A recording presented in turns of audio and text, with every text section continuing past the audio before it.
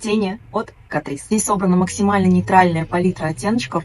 И вы знаете, я заметила, что эта палетка красиво на мне стала смотреться, когда я стала вот более загорелая. Несмотря на то, что здесь есть более какие-то как будто бы холодные оттенки, они уходят в теплинку, когда вы наносите на кожу. Яркая для моих карих глаз — это жидкая подводка от L'Oréal. Вы просто посмотрите, какой электро-синий оттеночек. Можно сделать такие стрелки, зашатаетесь. Это вот такие два карандаша, все так же гамма синяя. Это один карандаш от Pravok, и вы тоже посмотрите.